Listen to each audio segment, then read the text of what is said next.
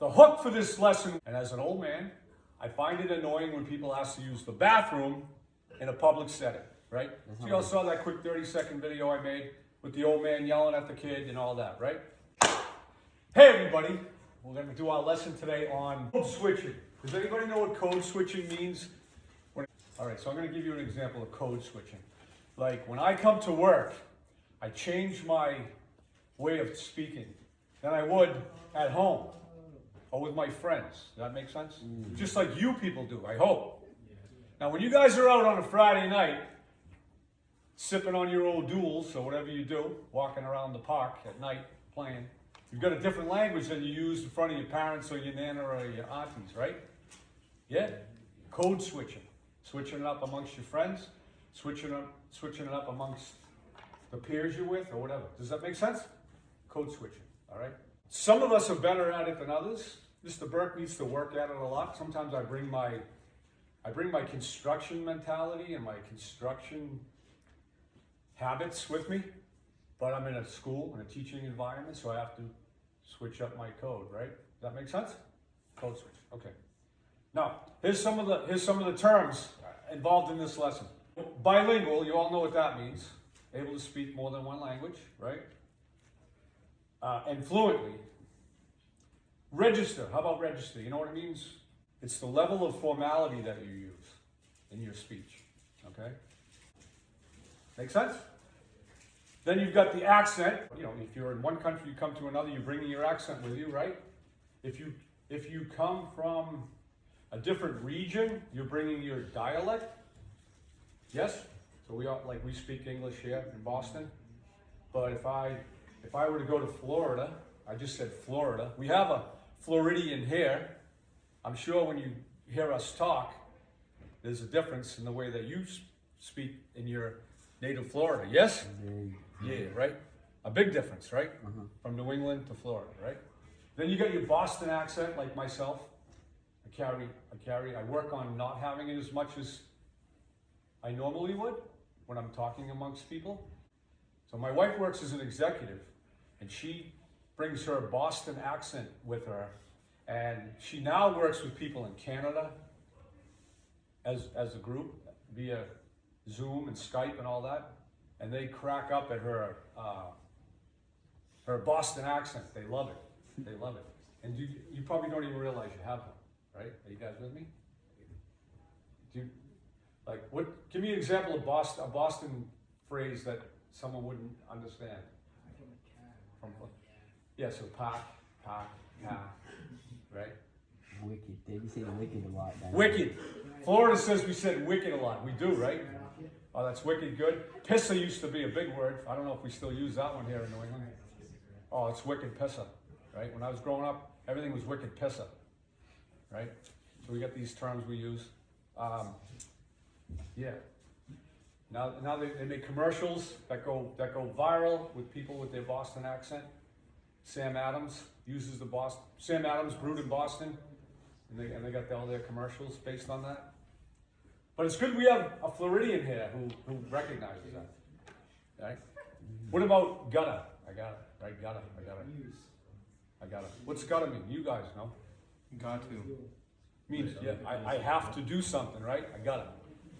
So, in a professional setting, if you're with people who are educated, let's say I'm working with people from Connecticut who went to school, and I'm saying, gotta, they're going to be like, what? What is he talking about? Are you with me? You with me? Gotta. What's the other one? I just want to, Jeet yet? Jeet yet? What? Jeet yet? You guys, you know that one? You might not even know that one. So when I was a kid, did you eat? Did you eat yet? Huh? Did you eat yet? Yeah, did you eat yet? When I was a kid, my uncle would, go over his house at lunchtime. My uncle would say, "Did you eat yet? Did you eat yet?" No, I didn't eat yet. Right?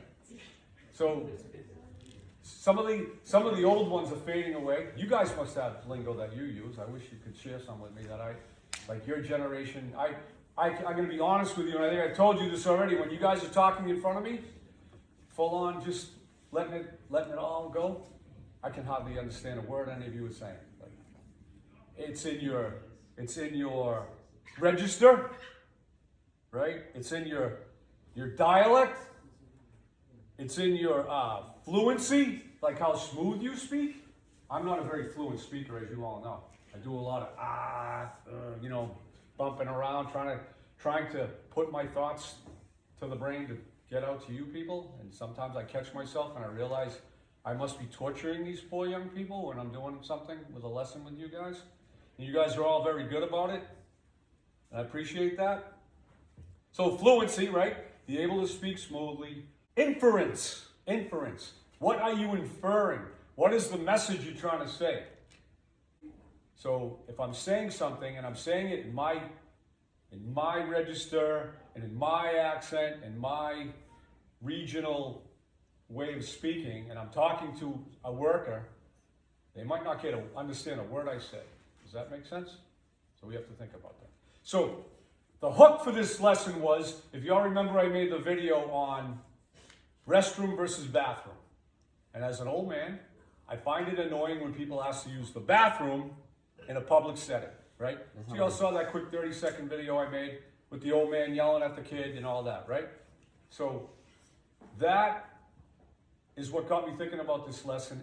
Because here's an example. You're a young worker, you go for a job interview and you get there early and you need to use the restroom because you had two bottles of water on the way.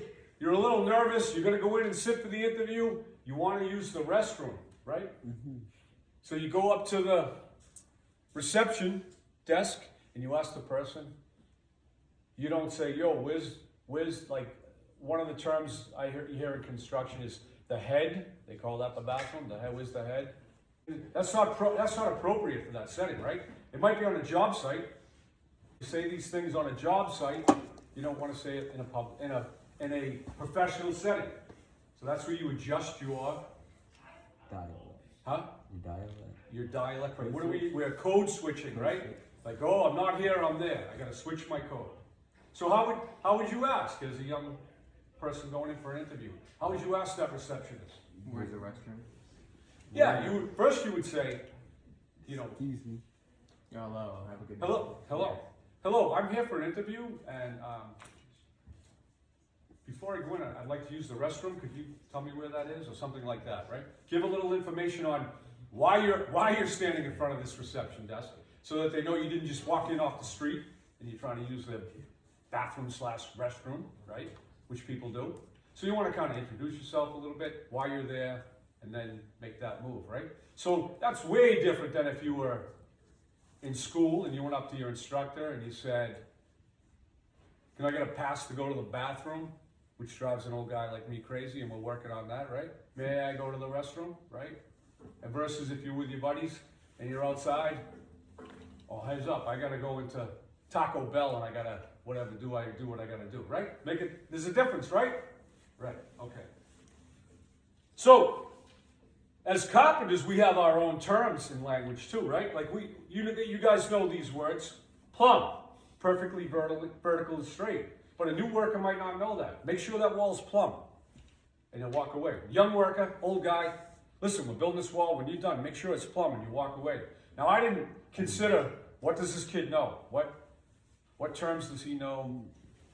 And I'm just using what I know. Am I being a good communicator to that kid? No, right?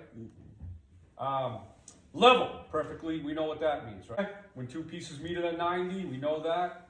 A kerf, the first cut that's made by the saw blade, the kerf, so you say to the young worker, make sure you cut on the waist side of the kerf. If the kid doesn't know what I'm talking about, he doesn't know what waist side is, he doesn't know what kerf is, right? So again, if you want to be a good communicator, you have to think about who's receiving the message and how you're going to deliver it. So I'm going to change my everyday knowledge and I'm going to bring it to a level where the new worker can understand it. Makes me a better communicator, makes you more aware of what's going on. So I'm switching my code. Another term, sister. So when you sister something in construction, it's you're fastening a piece of lumber to an old piece that's damaged or something you want to stiffen up. You sister a piece to it. Put another piece next to it and fasten it. That's a term. that we use, okay? So, now, then you've got flush. You all know what flush means. Make sure it's flush. Now, if you use the word flush and you're new to construction, what might you think of if you're not a carpenter? Toilet. A toilet, right? A water closet, a toilet, right? So that can be confusing to someone. So again, what word you use, how you use it. You guys all know crown in construction? The word crown. But if you don't know it, what are you thinking of in crown? Like a king. Right? So I've got a new guy in front of me. English language learner, Spanish speaking carpenter, and I say, make sure the crown's up. You think he's gonna know what I'm talking about? Probably not. So I've got to figure out a way. I've got to use body language. I've got to use. Here's a scenario. We're in a situation. I need the new 16-year-old student to help reinforce the floor. So here's an informal way of saying what I need. Hey kid, go grab a bunch of 2x10s, start sistering those joists up, keep them flush. If you don't keep them flush, the boss is going to kill us. And walk away. Now, what do you think that 16-year-old kid, you think he knows what he's got to do? No. No way, right? No. So what might be a better way to say that? I'm going to switch my code. I'm going to think instructional. I'm going to think I'm talking to someone that I need to teach something to them. So I say to the kid, I need you to grab those 2x10s. We're going to sister them up. And what that means is we're going to nail them together side by side. We're going to take the old ones and we're going to nail up the new ones next to them. We're going to make it stronger. So right there, I'm teaching the kid the language and what we're doing, and he's learning the construction code as we go along. The kid knows what we're talking about. Yeah? We're switching that up. So how about I'm a contractor, I've got my helpers, we're in somebody's house. All right? So now the homeowner. Here's the situation. The homeowner asks, why are those walls, they look all crooked before they're finished? They're concerned, right? Informal. So maybe I can tell you right now, the general contractor is gonna try to give them a really proper answer to calm their worries down. But a worker might just start talking to the homeowner. And I know when I have my own company and companies I work for, they don't want us workers talking directly to the homeowners unless we're going to give them a formal answer. They don't want off-the-cuff answers. They don't want to alarm the homeowner and make them think something is wrong when there's something isn't wrong. And so here's a bad way of answering that. So, the studs, they're crowned. They're crowned like crazy. And the slab isn't level. So we're just going to shim it into place to get it plumb. If the homeowner feels comfortable, the job's being done right. Because what did that guy just tell the homeowner? They're crowned like crazy. That don't sound good, right? The slab isn't level. Oh no, they're building something not level. And we know in construction, we have to compensate. We can't change the slab. So we don't want to alarm anyone, think we're doing anything wrong, and we're not. We're working to the conditions to make a good finished product. But we're sending a message to them by using the wrong code or the wrong, what term, the wrong what? What am I talking about? Help me out here. The wrong register, formal, informal, I think, right? Okay? So the reassuring way to make the homeowner or customer feel at ease about their question would be, well, lumber, it often has a slight curve to it. And in construction, we call that the crown. Now we're educating the homeowner, right? We're telling them we know why it's there. It's nothing to worry about. Talking about that crown, the other guy said it's crowned like crazy, right? So lumber has a crown, and that's a slight curve. We call it a crown, and we're currently adjusting the frame to ensure that the wall will be perfectly vertical, and we'll end up with a level finish, right? So it's going to be plumb before they hang the drywall or whatever, right? So you're giving them, what are we doing? We're telling the homeowner everything's okay, right? By using the right type of code for that homeowner. Now you go to your workers and you're going to say something different, right? All right, good. Here we go. 19-year-old applicant arrives for the interview, a high-end custom cabinetry shop. So you're calling you in for an interview. High-end, you guys know what high-end means. You're working for people with a lot of money. They expect excellence in every aspect of the job. In the way the job looks, in the way the job's run, in the way the workers look. They're all dressed properly, they talk properly, all of that. No smoking on the job, no swearing on the job. High-end stuff, okay? So the young worker goes up and says, yo, where's the head? I gotta go before I talk to the boss. Think they're gonna hire that kid? If they're high-end, looking for, you know, are they gonna be, put a little check next to that guy's name before we go hiring that kid, right? So the right way is you make eye contact with that person. Good morning, I'm here for the interview with Mr. Miller. Could you please point me towards the restroom before the interview begins? Oh, right down the hall, young man or young lady, right? Good, good, good, good. Bathroom versus restroom. Okay. All right. Do any of you guys want to come down and do a scenario for us? Can I get a volunteer to do that? Can I get 2 people to do one? Huh? Make my day. No? Don't be shy. Any actors in the house? I know Emily and Carolyn want to, but they're just sitting over there shaking their heads. I know they want to. All right, I won't force anybody. Maybe next time. You're all seniors. We all been together for a while. You should be comfortable enough doing it. How about I put a little pressure on people? We got time? What time is it? Oh, there's the bell! I guess we don't. Maybe next time. So, what did you think of the lesson? It was good. It was all right? All right. Everybody, have a great day. You too, Mr. Have a good day.